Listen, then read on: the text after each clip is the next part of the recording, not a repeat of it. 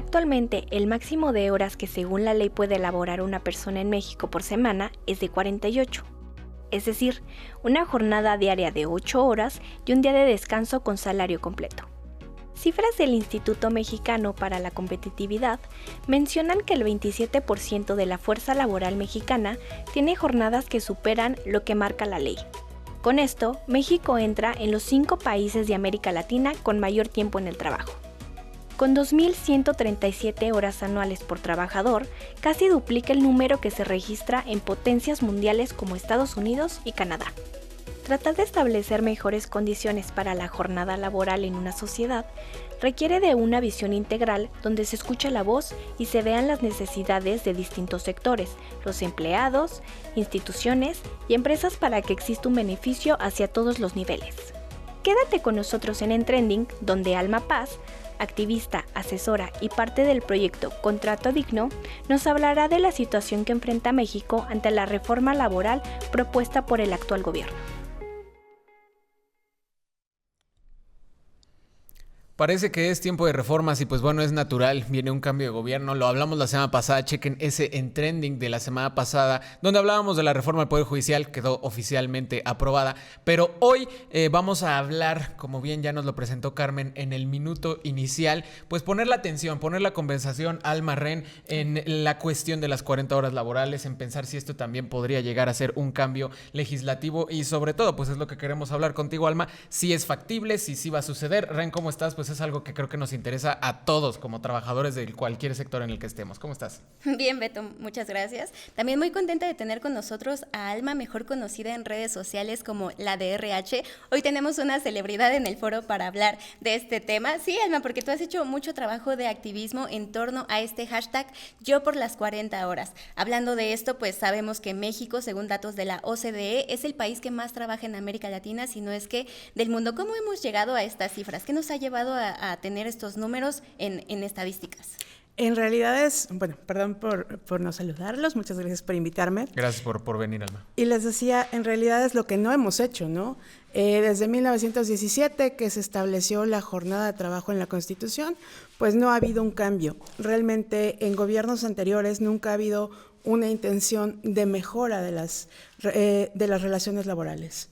Y pues justamente también lo dice Ren, lo presentaba Carmen en ese primer minuto, o sea, también están las estadísticas, no solo de que trabajamos mucho, sino de que la remuneración no es buena, o sea, es un panorama, ¿no? O sea, es un panorama de mucho contexto hasta cierto punto negativo y por eso lo decía, creo que nos interesa a todos, trabajemos en el sector que sea, todos tendríamos como esa urgencia de poder ver si sí es factible, pero antes de entrar a la cuestión de esta ley de las 40 horas, platicábamos ayer un poquito, Alma, sobre la preparación de este programa, en la que tú nos decías, bueno, la normatividad actual que indica las 48 horas es un máximo, ¿no? Así es. No es como tal que son 48 horas, es un máximo, pero pues bueno, es muy común, sino que es lo normal que se lleve hasta ese máximo, ¿no? En la actualidad. Sí, es que hay que entender ese tema.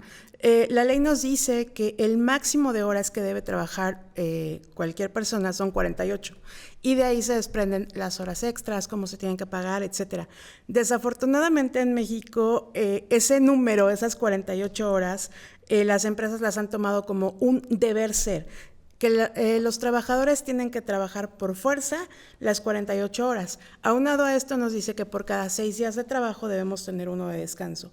Entonces la reforma lo que busca es tener 5 días de trabajo por 2 de descanso, que sean consecutivos y que obviamente sean remunerados, porque es uno de los temas que más le preocupa a la gente. Oye, pero es que no me van a pagar el día, y de ahí tenemos que partir, ¿no? De la desinformación de los trabajadores, de que muchos no saben cómo se compone su nómina, cómo se les paga, bueno, les pagamos porque me meto en el papel de recursos humanos, pero cómo les pagamos, que estos días de descanso obligatorio se tienen que pagar sí o sí, y además que no tienen la obligación de trabajar las 48 horas, es un máximo.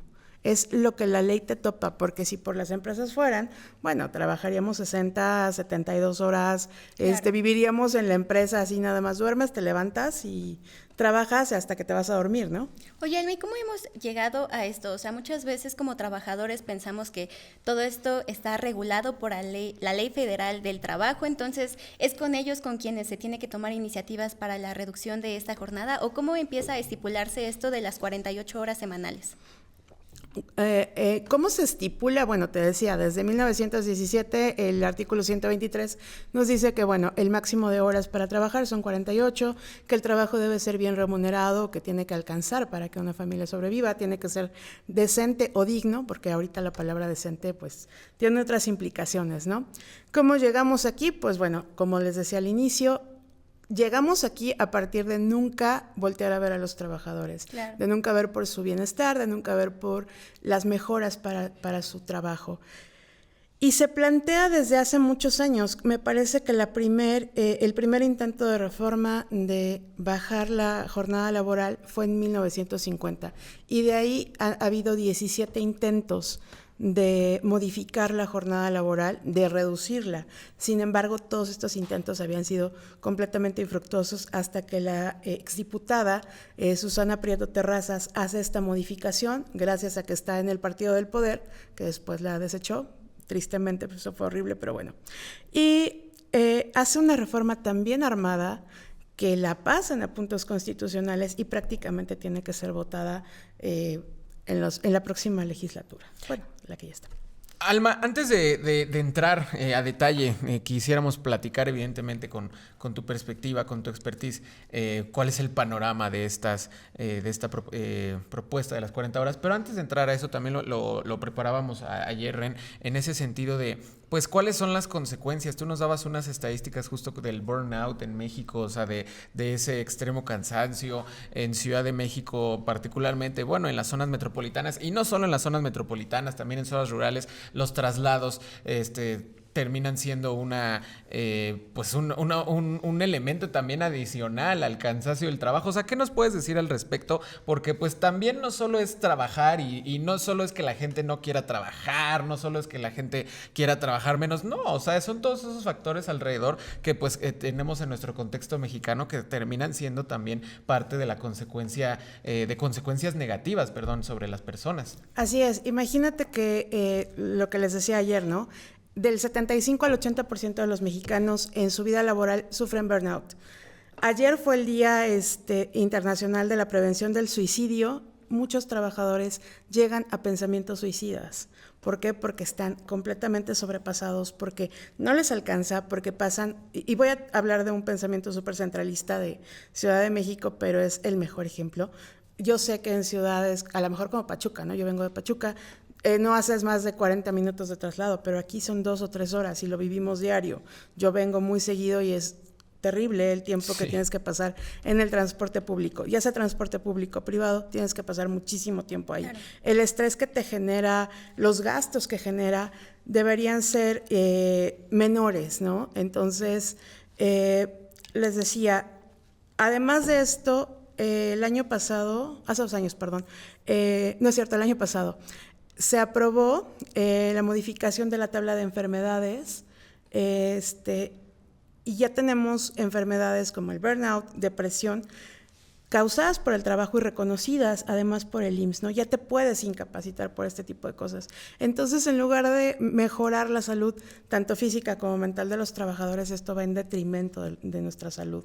Está súper complicado que haya tanto trabajador tan cansado, que tenga ideas suicidas, que tenga simplemente ganas de abandonar todo. Y no solamente eso, sino también hablábamos ya, Beto, de esta parte de la remuneración económica, ¿no? O sea, realmente estamos con unas horas de trabajo que no se trasladan a ese contexto de disfrutar de unas vacaciones, de disfrutar de comprarte algo, de simplemente el ocio. Tú también nos compartías, Alma, que recientemente cuando se aprobó esta ley de los 10 días de vacaciones, 12 días, que algunas veces se planteaba que se dividieran, no, es que primero te doy 6 y ya en otra parte del año te doy 6. O sea, ¿cómo ha sido esa reforma también para plantear este contexto de si se han aprobado, si han pasado y cuál es el panorama que podríamos tener regresando de nuestra pausa para la ley por las 40 horas? Ok. No, o sea, antes de ir a la pausa, es justo mejor. que nos des ese contexto, ¿no? De la Ajá. ley de las vacaciones, o sea, ¿cómo fue ese ¿Cómo paralelismo? fue algo muy raro, fue algo que salió en redes. Desde que empezamos con el tema del activismo en redes sociales, se empezaron a acercar actores políticos, gente que buscaba como qué hacer, ¿no? Y ahí surge la iniciativa de Rodrigo Cordera, de Movimiento Ciudadano, de hacer esta legislación a la Ley Federal del Trabajo, esta modificación a la Ley Federal del Trabajo, de la cual pasábamos de 6 a 12 días iniciales de vacaciones. Fue un proceso bien complejo porque al inicio ellos planteaban 20 días, después se los bajaron a 18 y al final quedaron en 12. La norma internacional dice que mínimo deberíamos tener 18 días de vacaciones de inicio. O sea, y de ahí llegar pues a lo que otros países, ¿no? 30 días de vacaciones. Desafortunadamente todo el cabildeo de las empresas lo bajó a 12 días. Fue un tema muy fuerte en redes sociales, mucha gente lo vio, mucha gente lo apoyó. Instituciones como Change.org, que ahorita también nos acogió con el tema de las 40 horas, impulsó muy fuerte el tema. Hicimos trabajo de calle, hicimos trabajo de, no le puedo decir cabildeo, pero sí de representación de la gente. Claro. En algunas cámaras. La senadora entonces, Patricia Mercado, también fue un gran apoyo. Realmente ella está muy preocupada por los trabajadores, es un tema en su agenda fuertísimo, no solamente el tema de vacaciones, no solamente el tema de reducción de jornada laboral, también estamos hablando de extensión de licencias de maternidad y paternidad, trabajo de cuidados y licencias menstruales. Son temas que nos conciernen a todos los trabajadores, trabajadoras. Claro. Y tenemos que pasarlos, tenemos que hacer todo lo posible para que sucedan, porque yo a lo mejor ya voy de salida en el mundo laboral, tengo 39 años, yo ya soy obsoleta, pero muchos de ustedes que van empezando se van a dar cuenta de que no es nada fácil y de que tenemos que incidir en el tema laboral. Es importantísimo, porque todos vamos a trabajar, muy pocos van a vivir de la renta o de la herencia de los papás, muy poquitos, ¿no? O de la política, que en este caso veo que es el tema más remunerativo. Pero de repente termina siendo muy redituable. Sí. Alma, vamos a quedarnos justo con esa idea, o sea, es la idea central. A todos nos importa seguir buscando por nuestros derechos laborales. Nosotros vamos a ir a una pausa, pero recuerden que nos pueden dejar también sus preguntas en el chat de Facebook Live y regresamos justo ya para entrar al detalle de qué tan factible, cómo puede avanzar esta reforma para la ley de las 40 horas en una jornada laboral. Así que ya volvemos aquí a En Trending.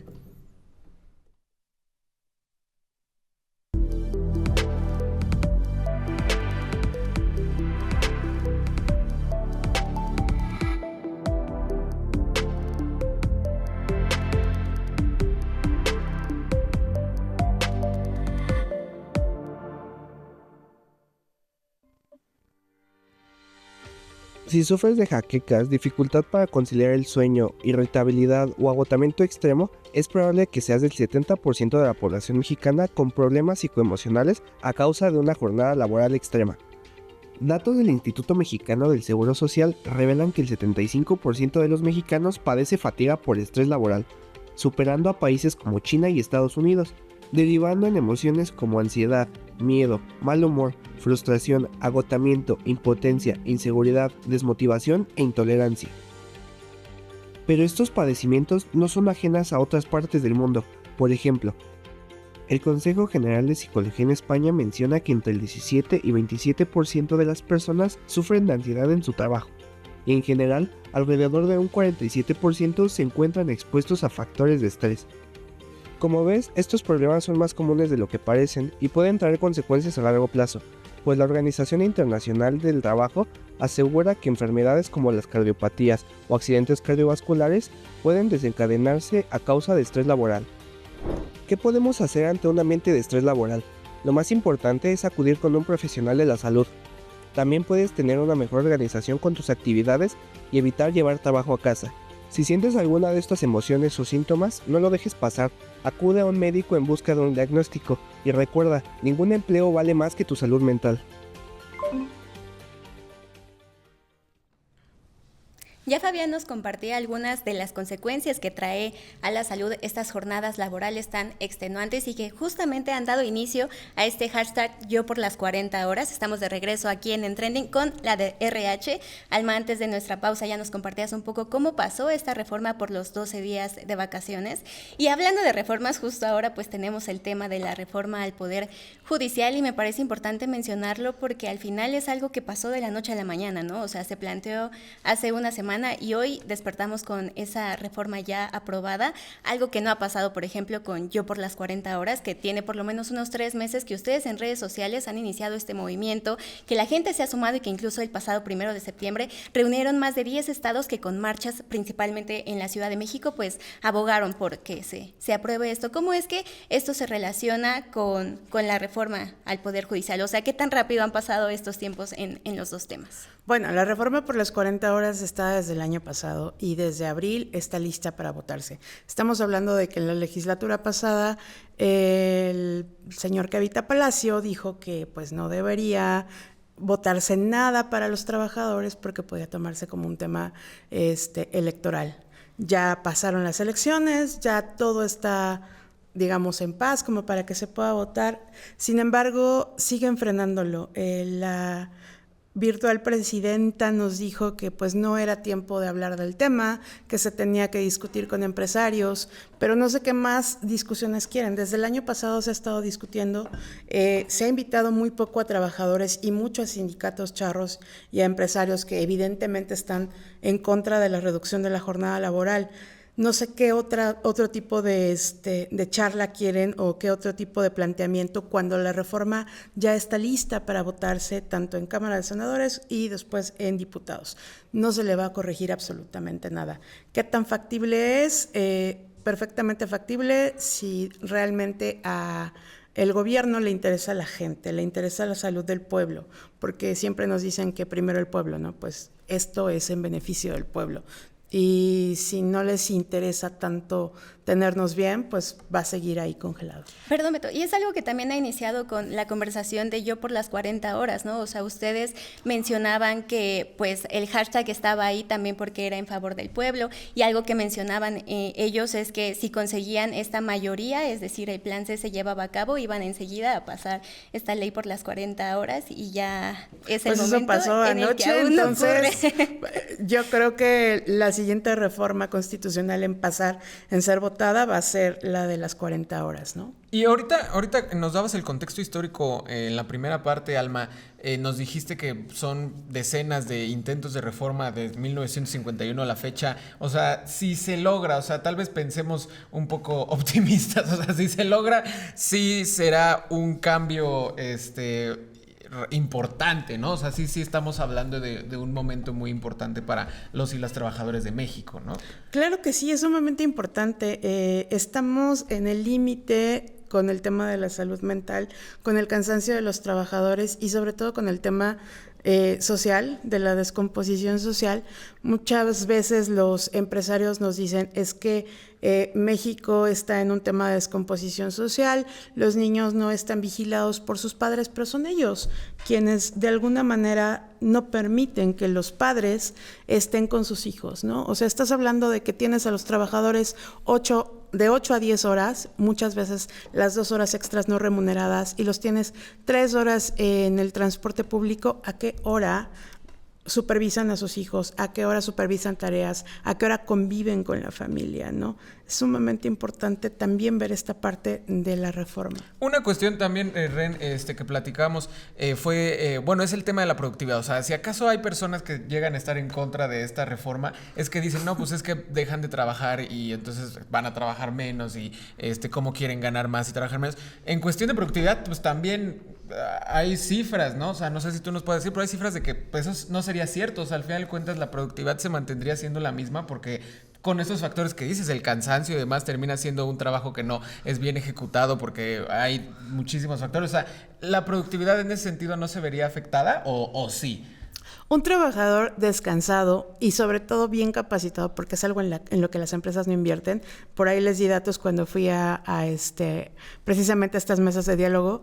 El 70% de los trabajadores no están capacitados y a las empresas no les importa capacitarlos. Entonces, la productividad viene de ahí, viene de dentro de las empresas. No viene de que hagan horas nalga. O sea, Claro. estamos hablando de que trabajadores que están de 8 a 10 horas, la mayoría llegan a hacer horas nalga, a sentarse, a tomar el cafecito. ¿Por qué? Porque su trabajo lo ejecutan bien hecho de 4 a 5 horas diarias. Pero bueno, los patrones les encanta tener a la gente ahí sentada y sentirse dueños del tiempo de los demás. Quieren productividad, capacitan a las personas, denles mejores condiciones de vida. Por ahí un directivo de FEMSA la semana pasada, fue algo maravilloso, la verdad es una de las cosas que más he disfrutado, dijo que para que los trabajadores no dependan de programas sociales, se les debería dar un buen sueldo. Estamos hablando del 2024, FEMSA está diciendo que se les debería dar un buen sueldo y buenas condiciones, pues para que no voten por el partido en el poder, ¿no? Llegaron 30 años tarde a esta reflexión y por eso estamos en este punto ahorita. Quieren que la gente no dependa de programas sociales, denles descanso, reduzcan la jornada laboral, denles buenos sueldos y buenos tratos. Con eso, la gente no va a depender de programas sociales. Ya estás hablando de la gente, Alma, y esto quiero retomarlo porque me parece un punto muy importante. Muchos no están informados de este movimiento que se está llevando a cabo en redes sociales, a lo mejor no están tan metidos con, por ejemplo, X, que es donde ocurre este hashtag mayoritariamente, no está en la conversación. ¿Qué podemos hacer nosotros, sobre todo ya nos mencionabas a los jóvenes, para apoyar desde nuestro lugar en el que estamos que esta reforma pase porque pase? La mayoría tenemos un teléfono con datos y podemos agarrar Google y empezar a buscar de qué va la reforma. Y los que de alguna manera ya nos informamos podemos empezar a hacer la conversación con nuestra familia, en nuestros centros de trabajo, con los amigos, con la gente que tenemos alrededor.